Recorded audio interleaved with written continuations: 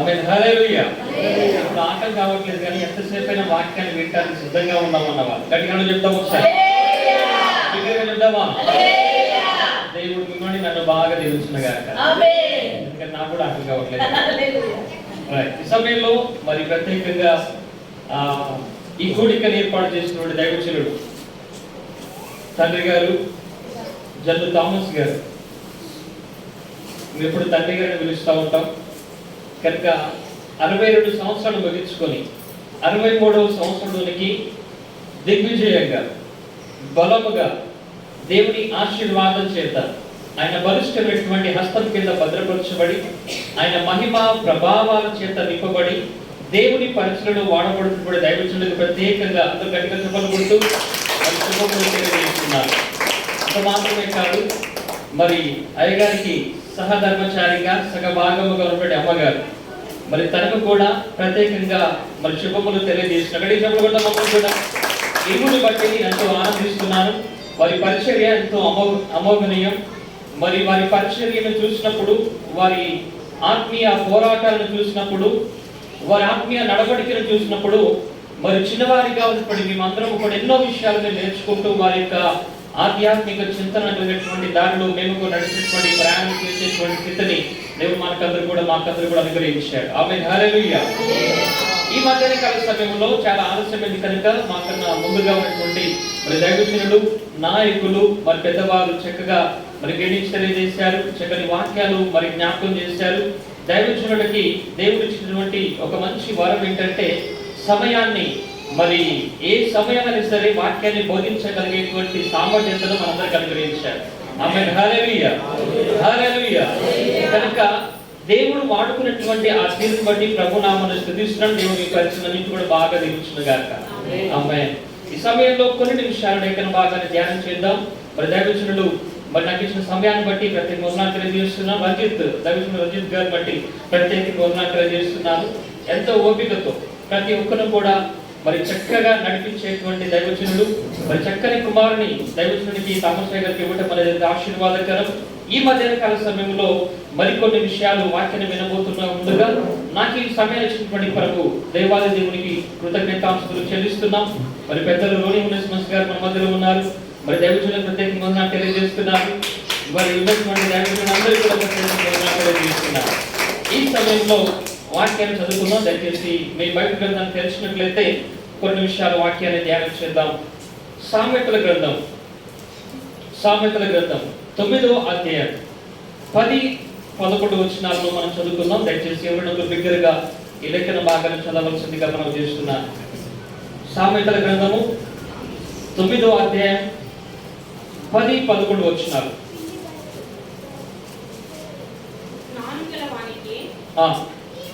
జ్ఞానము గల వానికి ఉపదేశము చేయగా వాడు మరింత జ్ఞానము నొందును. నీతి గల వానికి బోధ చేయగా వాడు జ్ఞానాభివృద్ధి నొందును. యెహోవా యందు భయభక్తులు కలిగి ఉండుటయే జ్ఞానములకు మూలము. పరిశుద్ధ దేవుని కూర్చిన తెలివియే వివేచనకు ఆధారము. నా వలన నీకు దీర్ఘాయువు కలుగును. నీవు జీవించు సంవత్సరములు అధికములగును. ప్రార్థన తీసుకుందాం. మహోన్నతుడా, సర్వాధికారి, అల్ఫాయు ఒమేగామైనటువంటి దేవుడా, నీ పాదములకు స్తోత్రములు.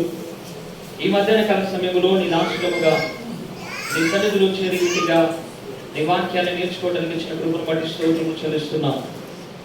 ఈ సమయాన్ని చూడని వారు, ఈ సమయంలో నీ వాక్యాన్ని వినని వారు, ఈ సమయంలో నీ ఎదుట నిలబడి అబ్బా తండ్రిని పిలిచేటువంటి హోదా ఆ స్థితిని కలిగి ఉన్న వారు మరెందరో ఉన్నారు. మాకు మాత్రం ఈ సమయాన్ని ఇచ్చారు. నేను సేవించే భాగ్యాన్ని, నీ వాక్యాన్ని వినే భాగ్యాన్ని, మా ఆత్మీయ నడవడికను సరిచేసుకున్నటువంటి కృపను మీరు మాకు అనుగ్రహించినందుకే మేము స్తుతిస్తున్నాం. మా ప్రభువా, ఈ ప్రాంగణంలో మీరున్న అడుగుతున్నాం. నీ ఆత్మ సంచకరువును మా మధ్యలో ఉంచి ప్రతి హృదయాన్ని మీరు కదిలించమని ప్రార్థిస్తున్నాం. నిద్రమత్తును కలిగించి ప్రతి దురాత్మను యేసు నామములో బంధిస్తున్నాం. నీ కార్యములు జరిగించి నీ వాక్కును నాకును మాకును అనుగ్రహించి నడిపించమని యేసయ్య పరిశుద్ధ నామములో అతి వినయంతో అడిగి వేడుకుంటున్నాను తండ్రి. ఆమేన్. లేఖన భాగానికి వెళ్ళక ముందుగా ఒక సంఘటన మీకు జ్ఞాపకం చేస్తున్నా, దయచేసి అందరూ కూడా ఆలోచించవలసిందిగా మనం చేస్తున్నాను. ఈ సమయంలో ఒక వృద్ధుడు, ఒకానొక రోజున ఒక వృద్ధుడు మరి ఒక ప్రాంతానికి వెళ్ళటానికి సిద్ధపడ్డాడు. ఎక్కడికి వెళ్ళాలో స్టేషన్కి వెళ్ళిన తర్వాత ఆ స్టేషన్ లో ఉన్నటువంటి టికెట్స్ ఇచ్చేటువంటి కౌంటర్ దగ్గర వెళ్ళిపోయి టికెట్ తీసుకున్నాడు. టికెట్ తీసుకున్న తర్వాత ఆ టికెట్ ని తన జేబులో పెట్టుకున్నాడు. ఇలానే కోట్ వేసుకున్నాడు చక్కగా. ఆ కోట్ లో ఎక్కడో ప్రాంతాన్ని ఆ టికెట్ ని భద్రపరుచుకున్నాడు. ట్రైన్ ఎక్కాడు. ట్రైన్ ఎక్కిన తర్వాత కొద్దిసేపటికి మరి ఆ స్టేషన్ దాటిపోతున్న కొద్ది మధ్యలో టీసీస్ ఉంటారు కాబట్టి మధ్యలో టీసీ వచ్చేసి అందరి టికెట్ అడుగుతూ ఉంటాడు అనమాట. టికెట్ అడుగుతా ఉంటే అందరి దగ్గర వారి టికెట్ చూపిస్తున్నారు. ఎక్కడికి వెళ్ళాలి ఏంటి అని చెప్పని వారు చూస్తున్నారు. టికెట్ తీసుకుని మళ్ళీ టికెట్ వారికి ఇస్తున్నాడు టీసీ. ఆ వృద్ధుడి దగ్గరికి వచ్చేసరికి ఆ వృద్ధుడు చేసేటువంటి పని ఏంటంటే బాగా వెతుకుతా ఉన్నాడు. కోటంతా కూడా వెతుకుతా ఉన్నాడు. ప్రక్కగా వచ్చే టీసీ పక్కన అడిగాడు. సరే నేను ఇంకా దొరకలేదు కావచ్చు, వెతుకుంటాడు అని చెప్పని మరి ఇంకొందరిని అడిగాడు. మళ్ళీ కొంతసేపటికి పక్క ఉన్నటువంటి సీట్లు ఉన్న వారిని అడిగాడు. మళ్ళీ ఆయన దగ్గరికి వచ్చేసరికి ఆ వృద్ధుడు ఇంకా వెతుక్కుంటూనే ఉన్నాడు అనమాట. సార్ మీరు టికెట్ తీసుకున్నారా లేదా అంటే నేను తీసుకున్నాను అని చెప్పి అన్నాడు. మరి టికెట్ చూపించండి అని చెప్పి అతను అడిగితే సార్ అదే చూస్తున్నా, టికెట్ కొరకు నేను ఇందులో పెట్టాను అని చెప్పి వెతుకుతున్నాడు మళ్ళీ అని తల ఎత్తి ఇలా చూసేసరికి టీసీ గారు ఆ వృద్ధుని గుర్తుపట్టాడు. సార్ మీరు మాకు తెలుసు బాగా, మీరు మంచి సుపరిచితులు, ప్రపంచం అంతా కూడా మీ గురించి బాగా తెలుసు, మీ గురించి నేను బాగా చదివాను, మీ గురించి బాగా చూశాను, కనుక మీరు టికెట్ లేకున్నా పర్లేదు మీరు వెతకకండి అని చెప్పి అన్నాడట. లేదు నేను వెతకాలి కావాలి నాకు అని చెప్పంటే సార్ నేను చెప్తున్నాను కదా, నీకు డబ్బులు ఏమి అడగను, నేను ఇంకేది చేయను, మీరు కూర్చోండి, మీరు ఎక్కడ దిగాలనుకున్నారో అక్కడ దిగేసి వెళ్ళిపోండి అని అన్నాడు. మళ్ళీ వెతకడం మొదలు పెట్టాడు. సార్ ఎందుకు మీరు మాటి వెతుకుతున్నారని అడిగితే సార్ మీరు టికెట్ లేకున్నా పర్లేదు అంటున్నారు, కానీ నాకు టికెట్ చాలా అవసరం, ఎందుకంటే నేను దిగవలసినటువంటి స్టేజ్ పేరు ఆ టికెట్ లో ఉన్నది. దిగవలసిన స్టేజ్ పేరు ఆ టికెట్ లో ఉన్నది కనుక ఆ స్టేషన్ లో దిగాలంటే ఆ టికెట్ చూస్తే నాకు గుర్తుకొస్తుంది, కాబట్టి ఆ టికెట్ నాకు కావాలి అని చెప్పని ఆ వృద్ధుడు అడిగేసరికి అందరూ కూడా ఆ టీసీ అంతా కూడా నిలబడిపోయాడు. ఏంటి సార్ ఇలా చేశారు, మీరంతా కూడా ప్రపంచం అంతా బాగా తెలుసు మీకు, మీరు చేసినటువంటి ఇన్వెస్ట్మెంట్స్ ఏవైతే ఉన్నాయో మరి అవన్నీ కూడా ప్రపంచం అంతా కూడా తెలుస్తుంది కదా, మీరు ఎందుకు ఇలా మర్చిపోయారేంటి అని చెప్పంటే సార్ నేను అది మర్చిపోయానని చెప్పని మరణ జ్ఞాపకం చేసుకుంటున్నాడు. ఈ రోజున ఆ వ్యక్తి గురించి మీకు తెలుసు, సర్ ఆల్బర్ట్ ఐన్స్టీన్ అటువంటి గొప్ప మరి సైంటిస్ట్, ఈజీగా తెలుసుకున్నటువంటి ఆ ఫార్ములాను ప్రతిపాదించినటువంటి గొప్ప సైంటిస్ట్. ఆ వ్యక్తి జీవితంలో తన వెళ్ళేటువంటి గమ్యస్థానం ఏ గ్రామానికి, ఏ ప్రాంతానికి, ఏ స్టేషన్ కి వెళ్ళాలి అనేటువంటి విషయాన్ని మర్చిపోయాడు. రాసి పెట్టినటువంటి టికెట్ లో మాత్రమే అది చూడమని చెప్పని అనుకున్నాడు. ఈ రోజున ఈ విషయాన్ని మనకు ఎందుకు జ్ఞాపకం చేస్తున్నాడు దేవుడు అని చెప్పంటే, రాత్రికాల సమయంలో గత 4 గంటల నుంచి నేను దేవుడిని మొరపెడతా ఉన్నాను. ప్రభువా ఈ సందర్భాన్ని ఉపయోగించి ఏ వాక్యాన్ని మాట్లాడాలి, ఏ విషయాన్ని మీరు మాతో షేర్ చేద్దాం అనుకుంటున్నారు. దైవజనుల ముందు మరి అధిక సంవత్సరంలో గడించింది, దినములు గడించుకొని ఆశీర్వాదకరంగా ముందు కొనసాగుతున్న 63 సంవత్సరాల వయసులో ఉన్నటువంటి దైవజనుడికి, తన కుటుంబానికి, సంఘానికి ఇవ్వవలసిన వర్తమానం ఏంటి ప్రభువా, నాకు నేనుగా నేర్చుకోవలసిన విషయాలు ఏంటి ప్రభువా అని అడుగుతుంటే గొప్పదైనటువంటి సందర్భాన్ని నాకు జ్ఞాపకం చేసుకుంటూ వచ్చాడు. ఈ సందర్భాన్ని గుర్తు చేస్తూ ఒక మాట నాతో మాట్లాడుతున్నటువంటి మాట నాకు ప్రేరేపణ వస్తూ ఉంది. మానవ జీవితం అనేది ప్రయాణం లాంటిది. ఈ ప్రయాణంలో దిగవలసినటువంటి స్టేజ్ ఒకటి ఉంటుంది. ఆ దిగవలసిన స్టేజి లేక చేరవలసినటువంటి స్టేజి ఆ ప్రాంతానికి వెళ్ళి నీకున్నటువంటి స్థితిగతులలో ముందు కొనసాగడానికి, దీవించబడడానికి కావచ్చు, ఆశ్రయించబడడానికి కావచ్చు, దేవునితో ఉండడానికి కావచ్చు, మరి దేనికైనా సరే ఆ స్థలములకు దిగటానికి నీవు ఆ ప్రయాణం చేస్తున్నప్పుడు ఆ స్థలము ఎక్కడ దిగాలో, ఏ ప్రాంతంలో ఉండాలో అది నువ్వు గుర్తుంచుకోగలిగిన ఎడల నీవు దిగటానికి వీలవుతుంది. ఆమేన్. హల్లెలూయా, హల్లెలూయా. మానవ జీవితం అనేది దీర్ఘకాలంగా జరిగేటువంటి ప్రాసెస్ కాదది.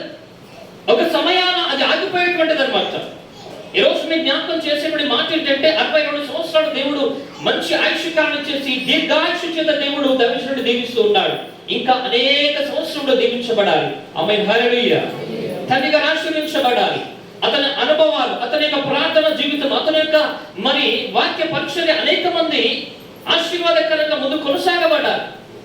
అది నా ప్రార్థన. అయితే ఈ రోజు మీకు జ్ఞాపకం చేసేటువంటి మాట ఏంటంటే దేవుడు మనకి ఆయుష్ కాలం ఇచ్చాడు, దీర్ఘాయుష్ను ఇచ్చాడు. దీర్ఘాయుష్ అనగా ఆలోచన చేయవలసింది ఏంటంటే, ఒకానొక దినమున మెతుషెల అనబడినటువంటి వ్యక్తి 969 సంవత్సరములు చక్కగా బ్రతికాడు. 969 సంవత్సరాలు బతికినటువంటి అతను కొంతకాలమైన తర్వాత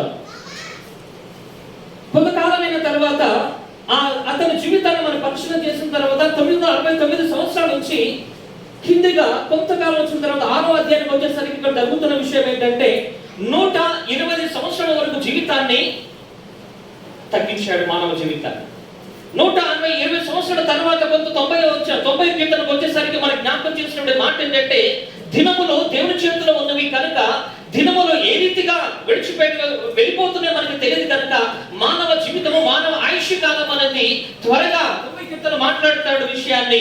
70 లేక 80 సంవత్సరంలో ఆయుష్ కాలం ఇచ్చాడు ప్రభు. ఈ 70-80 సంవత్సరంలో 80 సంవత్సరాలకు వచ్చేసరికి ఆయాసము, దుఃఖము, ఇంకేంటి ఇక సమస్యలు ప్రారంభించబడతాయి. అది కాస్త కొంతకుముందు 104 కీర్తనకు వచ్చేసరికి మానవుని ఆయుష్ కాలం అనేది గడ్డి పువ్వు లాంటిదని చెప్పన్నాడు. మానవుని జీవిత కాలం అనేది ఇంతలో కనబడి అంతలో మాయమైపోయే జీవితం అని చెప్పాడు. మానవుని ఆయుష్ కాలం అనేది అది కొంత నీటి మీద బుడగ లాంటిది. ఎప్పుడు అది పగిలిపోతుంది, ఎప్పుడు అది మాయమవుతుందో అది మనకు తెలియదు. ఒకానొక దినం 969 సంవత్సరాలు బతికాడు. అది దీర్ఘకాలము, దీర్ఘాయుష్యం అని చెప్పని జ్ఞాపకం చేస్తే, ఈ రోజు నా ప్రస్తుత కాలంలో మానవుడు జీవించేటువంటి జీవిత కాలం ఎంత అని ప్రశ్నిస్తే మనం దీర్ఘాయుష్యం చెప్పుని ఎలా చెప్పగలమంటే, నువ్వు జీవించిన ఒక క్షణము కూడా దీర్ఘాయుగా జ్ఞాపకం చేసుకో. ఆమేన్, హల్లెలూయా. నువ్వు జీవించే ఒక క్షణమైన చాలు, అది దీర్ఘాయుష్యాన్ని జ్ఞాపకం చేసుకోవాలి. ఈ రోజున గంట కాదు, 2 రోజులు కాదు, సంవత్సరములు కాదు, 10, 20, 30 సంవత్సరాలు కాదు, 70, 80 సంవత్సరాలు కాదు, అది దీర్ఘాయుగా ఈ రోజు నీ గుర్తుంచుకోగలిగితే, దీర్ఘాయుష్ను దేవుడు నీకు నాకు అనుగ్రహించినప్పుడు ఆ దీర్ఘాయుష్ను ప్రభు ఎందుకు మనకు అనుగ్రహించాడని ఆలోచన చేసుకోవాలి. ఆయుష్నిచ్చిన దేవుడు ఈ రోజున మనతో మాట్లాడుతున్నటువంటి ప్రభు ఏంటి అంటున్నాడంటే, నీ ఆయుష్ని చేతులు పెట్టాడు. దేవుడు చేత 2 విషయాలండి దేవుడు మనకు అనుగ్రహించేది 2. పుట్టుట నీకు తెలియదు, ఆ తర్వాత ఆయుష్ కాలం ఎంతవరకు ఉంటుందో మనకు తెలియదు. రైట్? అంతా ఒకటి చెప్తారు ఒకసారి. తల్లి గర్భము నుంచి పుట్టేటువంటి విధానము కానీ, తల్లి గర్భము రూపబడేటువంటి విధానము కానీ, తల్లి గర్భములో బిడ్డముగా ఉండేటువంటి విధానము కానీ దేవుడు నీకు మొదటగా తెలియజేసిన అర్థము కాదు. భూమి మీదకి వచ్చిన తర్వాత తల్లి మాట్లాడుతుంది, నువ్వు మనిషివి అని చెప్పినప్పుడు, ఇదిగో నీకు తల్లి ఉన్నాడు, ఇదిగో నీకు తల్లి ఉంది, ఇదిగో నీకు తమ్ముడు ఉన్నాడు, ఇదిగో నీకు అన్నయ్య ఉన్నాడు చెప్పితే నీకు అర్థమవుతుంది నువ్వు మనిషి అని. నాకంటూ బంధుత్వం ఉన్నది, నాకంటూ జీవితం ఉన్నది, నేనంటూ కొంతకాలం వరకు జీవించగలను భూమి మీద అనే విషయాన్ని నీకు నాకు అర్థమవుతుంది. వచ్చిన ఆమె హల్లెలూయా. ఈ ఆయుష్ కాలం అనేది దేవుడు నీకు నాకు ఇచ్చాడు. పుట్టుట, భూమి మీదకి వచ్చుట అది దేవుడి చేతిలో ఉంది. స్త్రీ గర్భము దాల్చుట, స్త్రీ గర్భములో ఉన్నటువంటి బహుమతిని దేవుడు అనుగ్రహించేది గొప్ప బహుమానంగా దేవుడు అనుగ్రహిస్తున్నాడు. ఎవరి వల్ల కాదు, డాక్టర్స్ కానీ, ఉన్నటువంటి పూజారులకు కానీ, తంత్ర విద్యలు కూడినటువంటి ఎవరు కూడా ఏమీ చేయలేదు. ప్రభువు నీకు నాకు ఇస్తేనే జరుగుతుంది. ఆమేన్, హల్లెలూయా, హల్లెలూయా, హల్లెలూయా. ప్రభు ఇచ్చినటువంటి ఆశీర్వాద బహుమతి దేవుడు నీకు నాకు ఇచ్చాడు. అవి బహుమతులుగా మన భూమి మీదకి వచ్చా. ఆయుష్ను కూడా బహుమతిగా దేవుడు నీకు నాకు ఇచ్చాడు. ఆమేన్, హల్లెలూయా, హల్లెలూయా. ఆయుష్ను నీకు నాకు బహుమతిగా ఇచ్చాడు దేవుడు ఈ రోజు. ఏ ఆయుష్ ఇచ్చాడట? దీర్ఘాయుష్ను ఇచ్చాడు. ఆ దీర్ఘాయుష్ అనగా ఎంత కాలము జీవించగలమో, అది కొద్ది కాలము కావచ్చు, అనేక దినాలు కావచ్చు, సంవత్సరాలు కావచ్చు. దేవుడిచ్చిన ఆయుష్ కాలములో దేవుడు నీకు నాకు అనుగ్రహిస్తే మనము గుర్తుంచుకోవలసిన విషయాలు, మనము నేర్చుకోవలసిన విషయాలు. దేవుడు ఎందుకు మనిషికి దీర్ఘాయుష్ను అనుగ్రహించాడు, దేవుడు మనిషికి ఎందుకు ఈ ఆయుష్ కాలాన్ని ఆయన పొడిగిస్తూ వస్తున్నాడు. ఇచ్చాడు మానవుడు కొంతకాలం జీవించమని చెప్పని ఎందుకు అంటున్నాడంటే, 3 విషయాలు, 3 కారణాలు చెప్పేసి నేను ముగించబోతున్నాను ఈ దినాన్ని. ఆమేన్, హల్లెలూయా, హల్లెలూయా. 3 విషయాలు. దేవుడు దీర్ఘాయుష్ను అనుగ్రహించిన మానవునికి దేని కొరకంటే ఆశీర్వాదం కొరకు. ఆమేన్, హల్లెలూయా. నీకు ఆశీర్వాదం ఇవ్వటానికి, దీర్ఘాయుష్యునికి ఆశీర్వాదము, నీ ఆశీర్వాదమును ఫార్వర్డ్ చేయడానికి, నీ ఆశీర్వాదమును మరొక తరానికి ఆశీర్వాదకరంగా మలచబడటానికి దేవుడు నీకు ఆశీర్వాదం ఇచ్చాడు. ఆమేన్, హల్లెలూయా. అర్థమవుతున్న నా భాష మీ అందరికీ కూడా దేవుడు దీర్ఘాయుష్యుని ఆశీర్వాదం నీకు ఇచ్చాడు. ఈ ఆశీర్వాదమును, దేవుడు నీకు ఇచ్చినటువంటి ఆశీర్వాదమును మరొక జనరేషన్ కి, మరొక తరానికి, మరొక తరాలకి నువ్వు అందించడానికి భూమి మీదకి వచ్చాడు. ఎగ్జాంపుల్ గా మనము ఏలియాను మనం జ్ఞాపకం చేసుకున్నా, అబ్రహామును మనం జ్ఞాపకం చేసుకున్నా. అబ్రహామును దేవుడు దీవించాడు, కల్దీల పట్టణం అనేటువంటిది ప్రాంతం నుంచి బయటికి తీసుకువచ్చాడు. ఆ ప్రాంతం నుంచి బయటకు వచ్చిన తర్వాత ఆయన ఇస్సాకు పుట్టక ముందే అబ్రహామును దీవించాడు. ఏమంటే ఇసుకరేణులోనే నీ సంతానమును చేస్తారని వాగ్దానం చేశాడు. అది ఆశీర్వాదం. ఇదిగో ఆకాశం నక్షత్రం చూడమని చెప్పన్నాడు.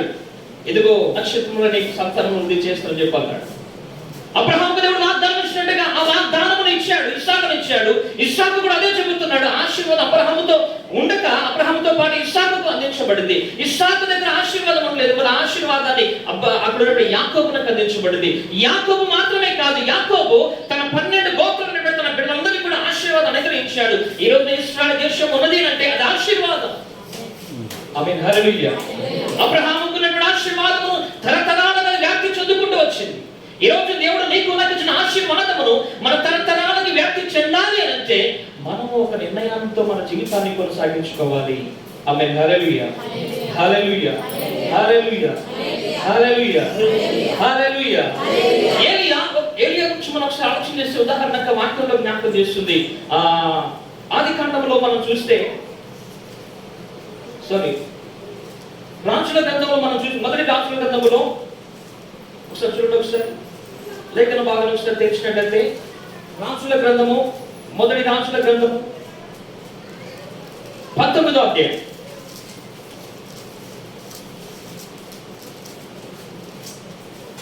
మొదటి వచనం నుంచి ఏలియా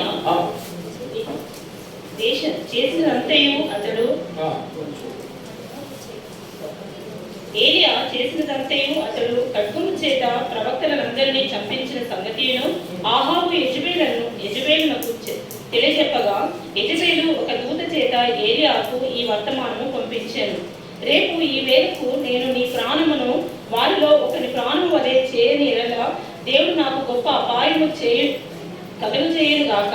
కాబట్టి అతడు ఈ సమాచారం తెలుసుకొని లేచి తన ప్రాణమును కాపాడుకున్నట్టుగా పోయి యూదా సంబంధమైన బెర్షెబాకు చేరి అచ్చట ఉండుమని అతని దాసులతో చెప్పి తాను ఒక దిన ప్రయాణము అరణ్యములోనికి పోయి ఒక బదరీ వృక్షము కింద కూర్చొని మరణాపేక్ష గలవాడై యెహోవా నా పితరుల కంటే నేను ఎక్కువవాడను కాను, ఇంత మట్టుకు చాలు, నా ప్రాణము తీసుకొను ప్రార్థన చేసెను. ఆమేన్, హల్లెలూయా, హల్లెలూయా, హల్లెలూయా. ఇక్కడ ఉన్నారు అంటే గట్టిగా చెప్తారు. హల్లెలూయా, హల్లెలూయా, హల్లెలూయా. ఏలియా జీవితాన్ని మన పరిశీలన చేసినప్పుడు 19వ అధ్యాయానికి వచ్చిన తర్వాత ఏలియా ఒక భయంతో పరిగెడతా ఉన్నాడు. ఏంటి ఆ భయం అంటే యెజెబెలు భయపెడతా ఉంది. ఎందుకు భయపెడుతుందంటే అంతకుముందు 450 మంది బయలు ప్రవక్తలను చంపిన తర్వాత యెజెబెలు ఒక శపథం చేసింది తన యొక్క భర్త ఎదుట. దాసులతో చెప్పి పంపిస్తుంది, రేపు ఈ దినం వరకు ఆ బయలు ప్రవక్తను ఏ రీతిగా చెప్పే వారి ప్రాణముల వల్ల నీ ప్రాణం ఉన్నట్లుగా నేను చంపేదని నేను చెప్పిన తర్వాత ఏలియా పరిగెత్తి ఒక దిన ప్రయాణం అంతా ప్రయాణం చేశాడు. మానవుడు బలం కలిగిన వ్యక్తి 30 కిలోమీటర్ల వరకు ఒక దినాన్ని ప్రయాణం చేయవచ్చు. నినివే పట్టణము 3 దినాల ప్రయాణం అంత ఉన్నది. ఆ దినంలో ఒక దినం అంతా ప్రయాణం చేశాడు ఆ రోజున యోనా. 30 ఏదైతే ఉన్నదో ఆ గంటల ప్రయాణం, ఆ 30 దినముల ప్రయాణం అంతా వెళ్ళిన తర్వాత అక్కడికి వెళ్ళి బదరీ వృక్షం కింద కూర్చుని ఏలియాని మనం చూస్తున్నాము. ఏలియా సమస్యలిపోయి ఆ ప్రాంతంలో పడుకున్న తర్వాత దేవుడు తనతో మాట్లాడుతున్నటువంటి సంభాషణ మనం చూస్తున్నాం. భోజనము పెట్టబడింది, లేచి భోజనము చేయమని చెప్పిన భోజనము చేశాడు. మరణ భోజనము సిద్ధపరచబడింది, ఇదిగో నీకు ప్రయాణం ఉన్నది, శక్తికి మించినటువంటి ప్రయాణం నీ ఎదుట ఉన్నది కనుక ఇది భోజనము చేయమని చెప్పిన ఆహారం అక్కడ పెట్టి వెళ్ళిన తర్వాత ఆ ఆహారం భుజించిన తర్వాత 40 దినాల ప్రయాణం అని చేసినట్టుగా లేఖన భాగం సెలవిస్తుంది. ఆమేన్, హల్లెలూయా, హల్లెలూయా, హల్లెలూయా. 40 దినాల ప్రయాణం చేసి ఒక గుహలో ఉండిపోయాడు. గుహలో ఉన్న తర్వాత దేవుని వాక్కు వినపడతా ఉంది. ఏలియా ఇక్కడ ఏం చేస్తున్నావు, పైకి రా అనగానే దేవుడు పెద్ద పెనుగాన్ని తీసుకుని వచ్చేసాడు, భూకంపం తీసుకొచ్చేసాడు, మెరుపును సృష్టించాడు. అందులో దేవుడు మాట్లాడలేదు కానీ మెల్లని స్వరంతో మాట్లాడుతున్నాడు, ఇక్కడ నువ్వేం చేస్తున్నావు? నీతో నాకు పని ఉంది, నీ ప్రాణంతో నాకు పని ఉంది, నీ జీవితంతో నాకు పని ఉంది. ఇతడితో నువ్వు ఆగడానికి వీల్లేదు.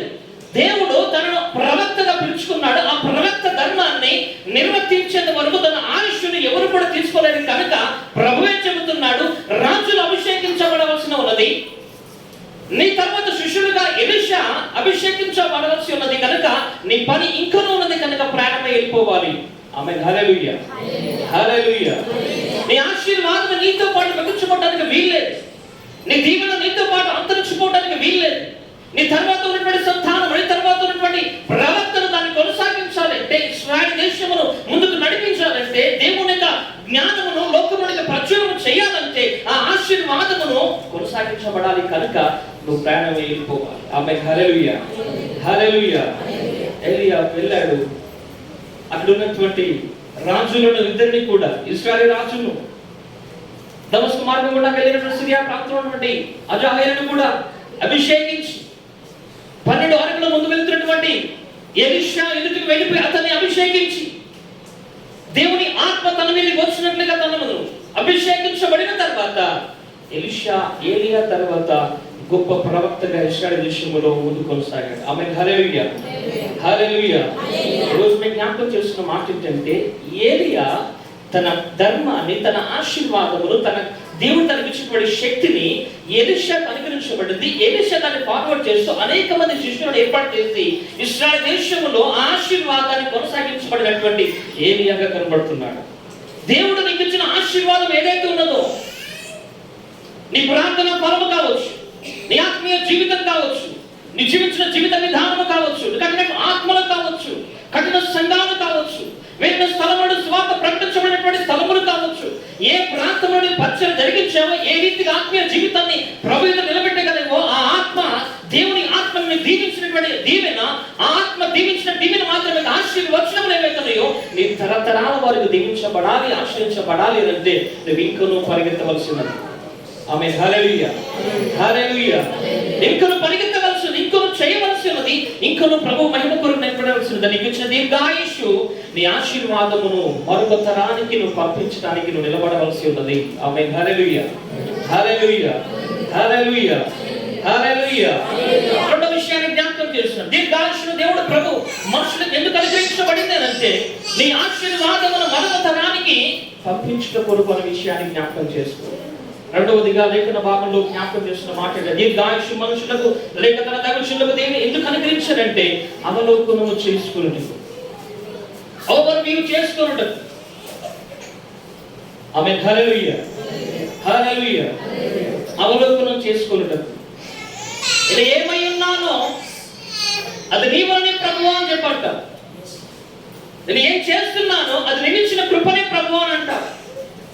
నా బ్రతుకు, నా దినములు సమస్తములు కూడా నీకు ఇచ్చినవి కనుక నేను ఏది చేస్తున్నాను అది నీదైనది ప్రభువా అని అంటున్నావు, చేసుకుంటూ వచ్చాను. ఇంతకుముందు జ్ఞాపకం చేసిన దైవజనులు 30 సంవత్సరాల ఎక్స్పీరియన్స్, 30 సంవత్సరాల ఆత్మీయ అనుభవం, పరిచర్య అనుభవాలు దైవజనులు మన మధ్యలో ఉన్నారు. ఆ అనుభవంతో ఉన్నటువంటి జీవితంలో ఏవైతే ఒకసారి ఓవర్వ్యూ చేసుకోవాలి, అవలోకనము చేసుకునేవలసిన దినములు దేవుడు మనకు అనుగ్రహిస్తున్నాడు. అందుకోసమే హిజ్కియా గురించి మనం మాట్లాడితే అర్థమవుతుంది. 2వ రాజుల గ్రంథంలో 20వ అధ్యాయం చూస్తే మనకు అర్థమవుతుంది. చదవండి ఒకసారి 2వ రాజుల గ్రంథం 20వ అధ్యాయం.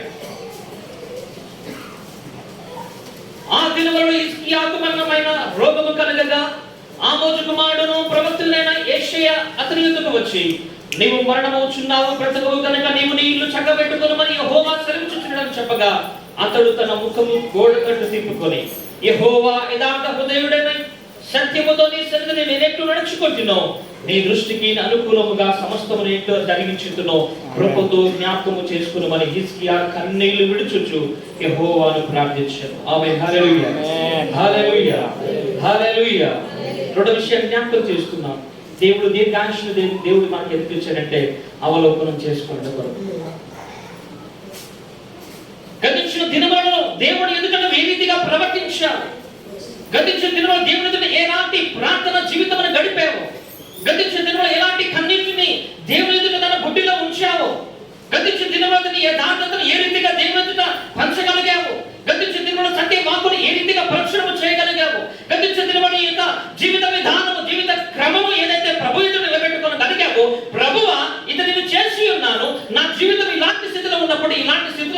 నన్ను మరుచావు ప్రభువా, నీకు వందనాలను చెప్పగలిగే స్థితిలోకి రావాలి. ఆమేన్. హల్లెలూయా.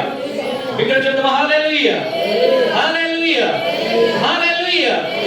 హిజ్కియాకి మరణకరమైన వ్యాధి కలిగినప్పుడు యెషయా వెళ్ళి మాట్లాడినప్పుడు ఇదిగో ఒక మాట్లాడాడు ఆ ప్రాంతంలో, నీ ఇల్లు చక్కగా పెట్టుకొనుమని యెహోవా సెలవిచ్చుచున్నాడు. ఏం చెప్పాడు అక్కడ? నీ ఇల్లు చక్కగా పెట్టుకో. ఎందుకు చక్కగా లేదా? చక్కగా లేదు కాబట్టి చక్కగా పెట్టుకున్నాం. ఆమేన్. హల్లెలూయా. ఒక్కరిగా ఉన్నదేమో చక్కగా పెట్టుకో, తిన్నని మాట కూడా ప్రయాణం చేయలేదేమో చక్కగా పెట్టుకో. ఎందుకంటే నువ్వు మాట్లాడేవాడు, చెప్పగలిగేవాడు, జ్ఞానవంతుడు, ఏర్పాటు చేసుకున్నాడు రాజు నీవు. యూదయ దేశంలో అధిక ఘనత వహించిన రాజుగా నీవు ఉన్నావు కనుక నీ ఇంటిని నువ్వు చక్కపరుచుకో. నా దగ్గరకు వచ్చుగా నాకు ఇష్టము కాదు కనుక నీ ఇంటిని నువ్వు చక్కపరుచుకో అని చెప్తున్నాడు. ఆమేన్. హల్లెలూయా. నీ ఇంటిని చక్కపరుచుకో అనగానే వెంటనే అది చెప్పి వెళ్ళిపోయిన తర్వాత వెంటనే ఈ హిజ్కియా చేసేటువంటి పని ఏంటో చూశారు కదా, లేఖన భాగంలో చదివి స్పష్టంగా చదువుతున్నాడు అక్కడ. గోనెపట్ట అతను ముఖము గోడ తట్టు తిప్పుకొని, యెహోవా యథార్థ హృదయుడనై సత్యముతో నీ సన్నిధిని నేను నడుచుకుంటున్నాను, నీ దృష్టికి అనుకూలముగాను సమస్తము జరిగించుటకు కృపతో జ్ఞాపకము చేసుకున్నామని హిజ్కియా. ఆమేన్. హల్లెలూయా, హల్లెలూయా. తన యథార్థతను ప్రభు ఎదుట నిలబెట్టుకుంటున్నాడు. తన సత్యమును ఏ రీతిగా ప్రచురపరచగలిగాడు, తన సత్య జీవితం ఏ రీతిగా ప్రభు ఎదుట నిలబెట్టుకోగలిగాడో అవి జ్ఞాపకము చేసుకుని ప్రభు ఎదుట మొరపెడుతున్నాడు, కన్నీళ్లు కారుస్తున్నాడు, హృదయానికి కారము చేసుకొని ముఖము గొడతట్టు తెంపుకొని, ప్రభువా నా యథార్థతను చూశావు కదా ప్రభువా, నా దినము లెక్కించినప్పుడు ప్రభుగా నీవు ఉన్నావు, సరే ఇప్పుడు రమ్మంటున్నావు, రమ్మని పిలిచేవాడు దేవుడు నీకు హక్కు ఉన్నది, కానీ ఈ రోజున నా యథార్థతను గమనించావు ప్రభువా అని జ్ఞాపకం చేసుకున్నాడు హిజ్కియా ఆలోచన. కనుక వ్యక్తులు తన కన్నీరు తుడిచినటువంటి చూసినటువంటి ప్రభు తిరిగి మళ్ళీ 15 సంవత్సరాల ఆయుష్కాలం ఇచ్చాడు. ఆమేన్. హల్లెలూయా, హల్లెలూయా, హల్లెలూయా, హల్లెలూయా. అవలోకనం చేసుకోవలసిన సమయం దైవజనులారా, మన జీవితాల్లో అవలోకనం చేసుకునేటువంటి సమయాలు తక్కువ. మనం ఏంటో మన గురించి ఆలోచన చేసుకోవడం చాలా తక్కువ సమయం పెడతాం. మన గురించి మన జీవితం గురించి మనం ఆలోచన చేసుకోవడం తక్కువ. మన ఆరోగ్యం గురించి మనం ఆలోచన చేసుకోవడం తక్కువ. మన బ్రతుకు, మన పిల్లలు, మన సంసారం, జీవితం ఏదైతే ఉందో అది ఆలోచన చేసుకోవడం తక్కువ.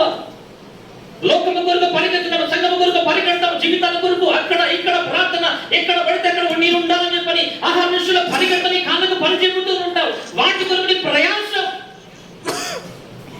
కానీ నీ జీవితము, నీ వ్యక్తిగత జీవితం ప్రభు ఎదుట ఎలా ఉన్నదో ఒకసారి పరిశీలన చేసుకోరని సమయము ఇవ్వలేని స్థితిలో మనం ఉంటాం. Busy schedules. ఎక్కడున్నా ప్రార్థనలో ఉన్నాను, ఎక్కడున్నా వాక్యం, నేను ఇక్కడ ప్రయాణంలో ఉన్నాను, ఎక్కడున్నా నేను పెద్ద మీటింగ్లో ఉన్నాను, ఎక్కడ ఉన్నావు, ఇలా వెళ్తున్నాను. ఇదే మన జీవితం ఎప్పుడు కూడా సైకిల్ తిరుగుతూనే ఉంటది. ఎక్కడ నిలబడే సమయం మనకు లేదు, ఎక్కడ ఆగి ప్రభువాని పిలిచే సమయాలు మనకు లేవు. ప్రభువా నా స్థితి ఇది అని చెప్పేటువంటి స్థితిలో ఉంటున్నాము, కానీ ప్రభునితో మళ్ళీ తిరిగి మాట్లాడే సమయం వచ్చేసరికి నిలబడట్లే. ఎక్కడ మనం నిలబడుతున్నామా? మనం నో ఛాన్స్. పొద్దున్న లేవగానే గురించి ప్రార్థించే నాకు అలవాటు ఏంటంటే కొన్ని గంటలు ప్రార్థించే అలవాటు, కొన్ని గంటలు వాక్యం చదివే అలవాటు, కొన్ని గంటలు వాక్యం చెప్పే అలవాటు, సంఘాన్ని కట్టుకునే అలవాటు, సంఘ విషయం చేసే అలవాటు, ప్రతి గృహంలో ఏం జరుగుతున్న విషయాలు తెలుసుకునే అలవాటు. బాగుంది, ప్రార్థిస్తున్నావు గంటల కొద్ది, కానీ తిరిగి మళ్ళా కొన్ని విషయాలు వేచి ఉండి ప్రభునితో ఏం మాట్లాడుతుందో వినేటువంటి సమయం మాత్రం మనం ఇవ్వలేం ప్రభుకి. ఆమేన్. హల్లెలూయా, హల్లెలూయా. ప్రభునితో మాట్లాడి ఎంతో ఆసక్తిగా ఎదురు చూస్తున్నాడు. నీతో నాకు పని ఉంది, నేను ఏర్పాటు చేసుకున్న దేవుడు నేనే, నడిపించే దేవుడు నేనే, శక్తినిచ్చే దేవుడు నేనే. నీలో ఉన్న స్ట్రెంత్, నీలో ఉన్న శక్తి అంతా కూడా ఉడికిపోతా ఉంది కనుక తిరిగి ఉత్తేజితం చెందబడాలి అంటే ఈ రోజు నా నుంచి బలం పొందుకోవాలి. ప్రియుడా ఆగు, ఆగునితో మాట్లాడాలి. ఆగేటువంటి సమయం మనం తీసుకోలేకపోతున్నాం. ప్రభునితో మాట్లాడుతున్నప్పుడు ప్రభువా నా కుమారుడాన్ని పిలిచి లోపులే ఆ గడప దాటి బయటకు వెళ్ళిపోతున్నాను. ప్రభు హస్తాన్ని నీ మీద, నీ తల మీద పెట్టబోయేసరికి నీ తలని పక్కకు తిప్పుకొని వెళ్ళిపోతున్నా. ఎలా పరిచయం చేస్తాము, ఎలా దేవుని కొరకు పరిగెడతాం, ఎలా దేవుని సంఘమును కట్టగలుగుతాం, ఏ రీతిగా ఊకతోని, ఏ రీతిగా నోటి మాటల చేత కట్టబడే సంఘము కాదు ఆయన సంఘము. జీవంలో సంఘం అది, దేవుని చేత నిర్మించబడిన సంఘం అది, ఆయన రక్తము చేత కట్టబడిన సంఘం అది. ఆ సంఘము కట్టబడాలి అంటే, ఆ సంఘం నిలబెట్టబడిన ఆ జీవంలో సంఘాన్ని కట్టలేవు పిల్లలు. మన బ్రతుకులో ఆ జీవం పొందుకోలేకపోతే, వాక్య దాటిలో మనం లేకపోతే, మనము సంఘాన్ని ఎదురు నిలబడ్డా కానీ జీరో. టక్కు టిక్కు వేసుకొని నిలబడుతున్నాం కానీ ఈ టక్కు టిక్కు దేవునికి పనిగా దేవుని సందులో నీ హృదయం పనికొస్తుంది ప్రభు ఎదుట. హృదయం చూసే ప్రభు ఎదుట నీ హృదయం ఏ రీతిగా మచ్చ డాగు కర్మలంతమున్నదా తీసివేస్తున్న సమయం నీకు ఉన్నది. కానీ ప్రభు ఎదుటకు వచ్చి మోకరించి ప్రార్థించి ప్రభు మాట్లాడే సమయం వీలుగా ఇవ్వగలిగితే ఖచ్చితంగా నీవు అవలోకనం చేసుకున్న జీవితాన్ని కలిగి ఉంటావు. దేవుని కొరకు చేసిన కార్యములు ఎదురు కనబడ్డాయి. ఒక దిన ప్రార్థన చేస్తే దయ్యములు వెళ్ళిపోయాయి. ఒక దిన ప్రార్థన చేస్తే దేవుడి క్షేమము చూశాను. ఒక దినం ప్రార్థన చేస్తే మా కుటుంబంలో క్షేమం కలిగింది. ఒక దినం ప్రార్థన చేస్తే అనేకమైన కార్యములు మా గ్రామంలో మా ప్రాంతంలో కార్యములు జరిగాయి. మరి ఈ రోజు ప్రార్థన చేస్తే దయ్యం తిరగబడుతుంది. ఈ రోజు ప్రార్థన చేస్తే ఆ ప్రార్థన నాకు వద్దు అయ్యగారు, మీరు వద్దు, నాకు ఇంకొకరు కావాలని చెప్పంటున్నారు. ఈ రోజు మనం ప్రార్థన చేస్తే సంఘం నిలబడలేకపోతుంది. ఈ రోజు ప్రార్థన చేస్తే నిలబడేటువంటి సంఘం ఎదుట నీవు నిలబడే స్తోమత లేదు. గడక వణుకుతూ మోకాళ్ళు కింద పడేసేటువంటి సమయం ఆసనం అవుతుంది. నిలబడతావు. నీ మోకాళ్ళు సత్తువ కావాలంటే, నీ గుండెలో ధైర్యం కావాలంటే, అపవాదిని ఎదిరించగలగాలంటే నీకు ఒక శక్తి కావాలి. ఆ శక్తి ప్రభు ఎదుట రాగలది కనుక ఆ ప్రభు ఎదుట నిలబడగలిగేటువంటి ఓపికతో ఆయన స్వరమును వినగలిగేటువంటి సన్నిధిలోనికి రావాలి. మనం యథార్థత వెనుకది, పవిత్రత వెనకాలది, పరిశుద్ధత వెనకాలది, నేను జీవించి చేసిన క్రియలు వెనుకవి. ఇప్పుడున్న పరిస్థితి ఏంటి? అందుకని తీసుకెళ్తూ మాట్లాడుతాను. నీ ఇంటిని చక్కబరుచుకోవాలేను. నీ ఇల్లు జాగ్రత్త. ఇంటి దగ్గర చాలా విషయాలు మనం జ్ఞాపకం చేసుకుంటాం. ఇప్పుడు కట్టబడుతున్న గృహాలు, ఈ రోజున పండుగలు మన కోరుకున్న గృహము. నీ హృదయం ఎటువంటి ఇల్లు? ఈ హృదయము ఈ ఇల్లును కట్టుకోవాలనే స్థితి నీకు దేవుడు అనుగ్రహించినప్పుడు నీ ఇల్లును కట్టుకోవాలి. హృదయం అనే ఇల్లు కట్టుకోవాలి. దేవుడు నీకు ఇచ్చిన కుటుంబాన్ని కట్టుకోవాలి. దేవుడు నీకు ఇచ్చిన పిల్లలను కట్టుకోవాలి.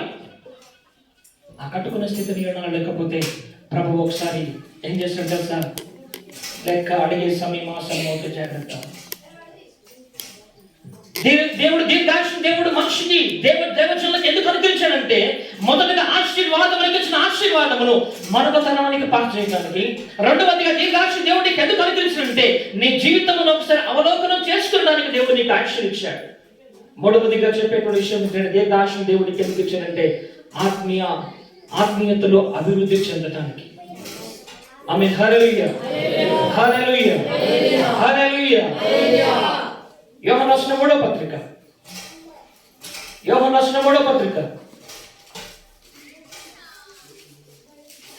మొదటి వచనం నుంచి కొన్ని విషయాలు జరుగుతున్నాం.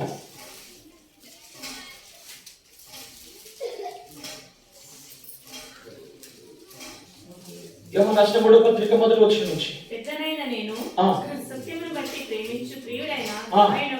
గాయనకు శుభమును చెప్పి వ్రాయినది, ప్రియుడా, నీ ఆత్మ వర్ధిల్లుచున్న ప్రకారము నీవు అన్ని విషయములలోను వర్ధిల్లుచు సౌఖ్యముగా ఉండవాలని ప్రార్థించుచున్నాను. ఆమేన్. హల్లెలూయా, హల్లెలూయా, హల్లెలూయా. మూడో విషయం, దేవుడు మనిషికి దైవజనులకు ప్రతి ఒక్కరికి అనుగ్రహించే దీర్ఘాయుష్యం ఏదైతే ఉన్నదో ఎందుకు అనుగ్రహించబడుతుంది అంటే ఆత్మీయతలో అభివృద్ధి చెందటానికి. రెండోసారి మూడోసారి దేవుడు జ్ఞాపకం చేస్తున్నాడు, ఆత్మీయతలో అభివృద్ధి చెందటానికి. అర్థం చేసుకున్న వారికి అర్థమైంది. హృదయంతో మాట్లాడతారు. పరిశుద్ధాత్మ దేవునితో మాట్లాడుతాడు. ఈ రోజున ఆత్మీయతలో ఎక్కడ ఉన్నా, ఆత్మీయతలో ఎక్కడ వరకు వచ్చి నీ పాఠం ఎంత వరకు ఉంది, ఎక్కడి వరకు సాగిపోయావు? ఆత్మీయతలో ఎక్కడి వరకు నువ్వు ఎదుగుతూ ఉన్నావు? ఎదిగి ఒక్కసారి ఆగిపోయావా? లేక ఎదుగుతూనే ఉన్నావా? లేక దిగజారిపోయిన స్థితిలో ఉన్నావా? సంగమా, మీతో కూడా జ్ఞాపకం చేసిన వాక్యం ఏంటంటే, నీ ఆత్మీయ జీవితంలో దేవుని ఎలా ఉందో పరిశీలన చేసిన సమయము ప్రతిరోజు మనకు కావాలి. ఆత్మీయతను అభివృద్ధి చెందాలి. దేవుడిచ్చిన ఆయుష్య కాలంలో దీర్ఘాయుష్యం దేవుడిని నీకు నాకు అనుగ్రహించినప్పుడు నేను ఆలోచన చేసుకోవాల్సింది అంటే, నా అడుగులు ఇంకా ఎక్కడ ఉన్నాయని ఆలోచన చేసుకోవాలి. నా ఆత్మీయ అడుగులు ఎక్కడ ఉన్నాయి? శరీరము ఆత్మ ఎప్పుడు కూడా వాక్యవేదం చేసుకుంటూ ఉంటాయి. శరీరాన్ని పెంచుదాం, శరీరాన్ని పెంచుదాం, కానీ ఆత్మను పెంచుదాం.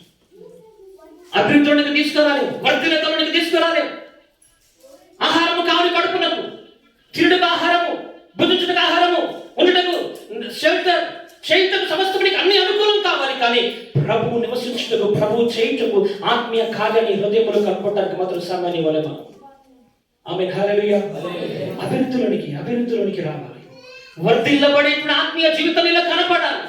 గాయనకు చెప్పేటువంటి మాట, యోహాను భక్తుడు తన ప్రియ స్నేహితుడైనటువంటి గాయనకు చెప్పేటువంటి మాట, ప్రియుడా నీ ఆత్మ వర్ధిల్లుచున్న ప్రకారము, ఏం వర్ధిల్లుస్తుంది అక్కడ? నీ ఆత్మ వర్ధిల్లుచున్న ప్రకారము నీవు అన్ని విషయాలను వర్ధిల్లుచు అని చెప్పంటాడు. దేవుడు ఆత్మ స్వరూపి కనుక, పరిశుద్ధాత్ముడు కనుక, దేవుడు నీలో నాలో ఉండి ఆయనను వర్ధిల్లింపబడి పరిచే కొలది నీవు వర్ధిల్లింపబడుతూనే ఉండాలి. ఆమేన్. హల్లెలూయా, హల్లెలూయా, హల్లెలూయా. వర్ధిల్లేటువంటి క్రమంలో ఆపివేయడానికి వీల్లేదు. ఆత్మీయ జీవితం ఎప్పుడు కూడా ప్రభువును చూడాలి. ఆత్మీయ జీవితంలో ప్రభు కార్యములు తలపెట్టేటువంటి వారిగా ఉండాలి. ఆత్మీయ జీవితంలో ప్రభు మహిమ ఏమైంది, ప్రభు ఆలోచన ఏమైనవి, ఆయన తలపులు ఏమైనవి, ఆయన ఏర్పాటు ఏమైంది, ఆయన నడవడిక ఏమైంది ఆలోచన చేసిన ఆత్మీయతలో మనం వెళ్ళాలి. కానీ శరీరము చెప్పినట్టుగా తిన్నాము, లేక పడుకున్నాము, లేకపోతే పని లేకుండా ఖాళీగా ఉందాము, లేకపోతే ఇది చేయడం అది చేయడం మనసు మన హృదయానికి తీసివేసుకోవాలి. చాలా మందికి ప్రార్థన చేసే అలవాటు ఉంటుంది. ఉదయకాల సమయంలో కూడా 3 గంటలు లేచి ప్రార్థన చేసి 4 గంటలు లేచి ప్రార్థన చేసే అలవాటు ఉంటుంది. కొంతమందికి లేస్తారు, ఇక్కడ తల కిందకి వేస్తారు. ఇంట్లో ఎవరు ఏమయ్యా ప్రార్థన అయిపోయిందా? అయిపోయింది. తల పైకి తప్పుడు ఆమెనంటూ అప్పటిదాకా ఏం చేస్తూ గుర్రు పెడతాం.